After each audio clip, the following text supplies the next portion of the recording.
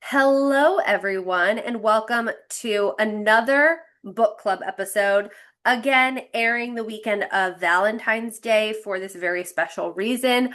I'm joined again by my guest who owns the newest romance bookshop in Alexandria, Virginia, Friends to Lovers Bookstore. Please welcome Jamie Fortin. Jamie, thank you for being here again. Hi, yeah, thanks for having me again. So I have to ask, I feel like it's a dumb question to ask for somebody who owns a bookstore, but what is your relationship to reading and do you like to read? Oh my gosh, honestly, like it does change like over time, I think.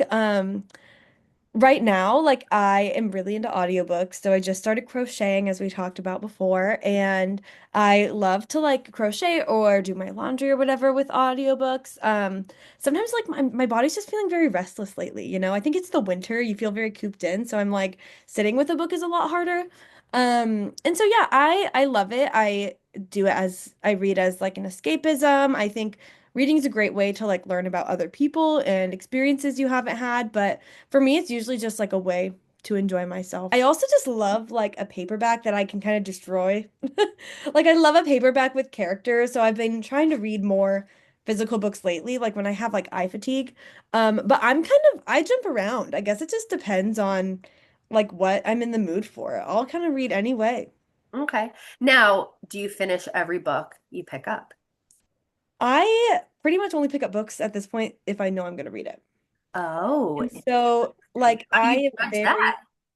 pardon? How do you judge that? I think I just like am very good at knowing my Okay. taste now.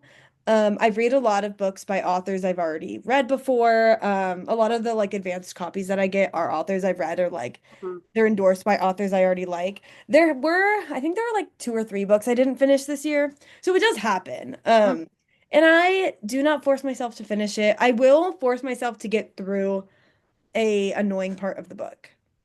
Okay. You So know what you I don't, yeah. So, okay. So what would be a reason you would put it down? And is there a percentage of the way through that you're like, I hit mean? my limit? There's one book I started last year that I will not even give space for. That like was clearly written by AI or ghostwritten by a man, but was not like it was just a horrible book. If it's just really bad or the characters suck or it's just like problematic, like I'm just gonna put it down. I'm Yeah. honestly ambivalent. I kind of just do whatever I feel like with reading. Like I try not to have rules. Got Like it. the moment I make a rule for myself with reading, the moment I have like an unrealistic reading goal, it's not fun for me anymore. Yeah. I've thought about whether or not I'm going to make a goal this year or if I'm just going to like see how many books I read because I don't want to get to like December 25th and be like, "Oh my gosh, I'm 10 behind." Yeah, I like so, and this is part of me like trying to separate my life from reading now. I have to like intentionally separate reading from my job that is reading, you know, in that it's like I still need to be reading for fun and not just reading because it's a book that I could sell, you know? So, that's a good question. Do you, how do you pick the books that go into your store and how does that work? Other than it obviously having a generic, theme being romance Yeah. bookstore. We essentially, it's like a lot less like fun than you would think. When I first started buying, it was literally vibes alone. And I would find book lists on the internet and like pick from the book list. Now we work with publishers directly and they send us their front lists. We work with authors directly. So like I have two people who buy for us right now, and I will literally screenshot books I find on TikTok that look good and I'll like send it to them and be like, can we order a couple of these and see how they do? And usually after that, my two staff members that buy will go to Goodreads or like another rating site and they'll like see how what the Yeah. ratings and reviews are on the books and be like, okay, this is gonna sell or this is gonna not sell. And that's how we like determine it. And so that's how we get more like indie authors. But the major releases directly from publishers and they like will tell us in advance, like these are our front list. And Mhm. then like we have local authors that come in all the time and they're like, hey, can you sell my book? And we'll work Yeah. with them to sell or buy directly. Yeah. Ugh, I have some suggestions for you. Well, as the person who owns a romance bookstore, can you give us a gateway book for somebody getting into the romance genre? And Ooh. I know that is such a big conversation because there's so many things that like so many different tropes, so many different, you know, No, I genre. do this all the time. So Oh, I okay, can, yeah, great. I can do it. Okay, okay. No, it's not a like complicated question or anything. So you read thriller usually, right? And so you're more into thriller. So what I would recommend for you, and I do it differently for every person. So because I get this question all the time, especially friends who like want to support the bookstore, but they're like, I don't know what to do. And Mhm. so you usually read thriller. What I would say is your gateway should be Verity. And you Read it. should, so you, Yes. I'm not surprised you read it. Start reading. Did you like it? I did. It's the only Okay. one of her books I liked. Okay, got But it. I told you I really like Carley Fortune. So Okay, Carley Fortune's great. Emily Henry's a great yes. segue off of Carley Fortune. If you like Brynn Weaver, which you said you've liked, Yes. she's really, really good. And Tourist Season is another one coming out. But I'm a Carley Fortune girly. I like Emily Henry. I'll read all of her books that come out. Um, You know oh, what? I Oh, good. loved Casey McQuinston. I have not read their new book, but like Red, White, and Royal Blue before the film, which was also good. But I I remember did. reading that and being like, the wit in this is so well Mhm. written. I love the banter in Red, White, and Royal Blue is part of what got me back into reading. That is one of the So books that like when I got back into reading that gripped me. Another book I really love and if you have you read Abby Jimenez at all?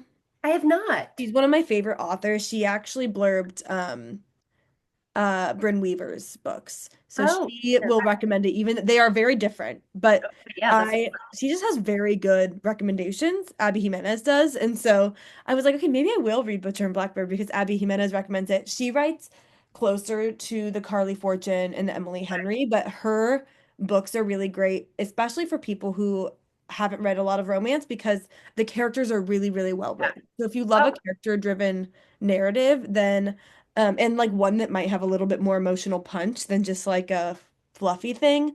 Abby Jimenez is great. And so now is the time where I'm going to give you recommendations. I And the way can't that I wait. have split this up is in twofold. So the first set are all of them are recommendations for you. However, the first set are books that I think should be sold in your store, whether or not you already have them. Okay. So, and I can always send them to you after. But the Okay. I'm gonna need that. so the first one is one that I read this year, and it's called Okay. Big Fan by Alexandra Romanoff. And it is all about this woman. No, go ahead. Sorry, we do sell it, but I haven't read it yet. Go ahead. Right. So it's about this woman who is a writer and she works kind of in it takes place in like the DC area and she is very close to like political family and she just broke up or got divorced with her husband partner and she ends up interviewing this famous singer from like the boy band of her childhood for his like he's helping her out and they're working together and they fall in love and it was just like as a One Direction girly it was just like so cute and lovely and I loved it. I also love a short story. It Like I was feel like so there's short. some things that are just like it's so nice to have like a little Yeah. snippet. It was a perfect, I mean, for being short, it was like the perfect snippet of this very fast relationship and story. I liked it. Mhm. The next one is Female Fantasy by Iman Haririkia. It is so good. All of her books are so good. I praise her. But this one, again, similar kind of vibe in which basically the main character, it's the way the book is written is so phenomenal because it's in two points of view. The first point of view is our main character who is in love with a fictional male character from her favorite fantasy series and she just loves him, no man compares to him, etc. Mhm. And the second point of view is that fantasy series. So she tells the story of that fantasy series as we read about this character. The character, our main character, finds out that this character in her fantasy series is based off a real person. So she goes on a road trip with her brother's best friend to find him, and things happen, and it's amazing. With her brother's best friend. It was one of my favorite books I read this year, and I love Iman, and I just loved it. So, Okay. um, Say and less. the I'm next interested. the next one is Four Weekends and a Funeral by Ellie Palmer. It was her debut novel, and it's about a girl who ends up going to the funeral of a guy she dated, and then the whole family thinks that they were like still together when he died, but they had broken up, and so then she ends up helping his best friend clean out his apartment, and love happens. But my favorite part of that is the story itself is so cute. but the characters themselves, the two main characters, are so well developed and so strong on their own that they really help build the story beyond like this very cute premise. Um, Hot Summer by Elle Everhart is an author, American author that lives in England, and she writes a queer romance in the world of like a Love Island TV show, and it was just chef's kiss. So fun. I feel like I heard about this one. Okay. We probably, yes. Okay. I'm Okay. going. And the I'm, last one is called Cover Story by Celia Lasky. I'm so happy for you is another one of her books. It's more like thrillery. Cover Story is a queer romance about a publicist who falls in love with her client and kind of that relationship while also being closeted. And so it was a beautiful love story. So those ones I think should be in your store. okay, love. I just sent them to my buyers. So hopefully by the time this airs, we will have them all in stock if anyone wants them. A lot of so often like movies and TV shows are people's gateway into reading, and it makes me so Yeah. happy. The number of people, well, one, I mean, the amount of stress it's caused us to have heated rivalry be popular, and then it never like the publisher had not made enough books for it. So that was like a shit show. Oh, Like all of the interesting. I reports saw about it. that. Don't get me started. Like it will, if any of my staff are listening to this, they're like, don't talk about it. We're angry. Which is crazy because I feel like hockey in particular when it came to romance novels was so popular that of like a sport that I'm just shocked. But yes. Yeah. I mean, it will always surprise the straights that the gays like to read. It will always surprise the straights. Um, but I've had like friends who don't read very much text me and be like, "Can I get a copy of the book?" And I'm like, I love that this is like something you and I can bond about, but also that like it's getting you into reading and that is making you excited for it. Even if you only read like two books based on movies you Yeah. watched a year, like those are two really good movies. So, Yeah, and I I'm agree. from Southern California. Like we love the film industry. Yes. So, yes, the book is always better, but slay to the movie when they do it well, it can really enhance the story. Hunger Games, great example of that. The movies really enhance the stories. Thank you so much for being here, and thank you for being here during this fun Valentine's Day episode to talk Yeah. all things romance. And listeners, stay tuned. Tell people where they can find you. At Friends to Lovers Bookstore everywhere, and at PB and Jamie Reads, I think is my personal, and Okay. that's my like little Yeah, maybe one day I'll be an influencer account. I love it. And everybody, if you're in the DMV area, please check out her bookstore, and I will link it in the show notes.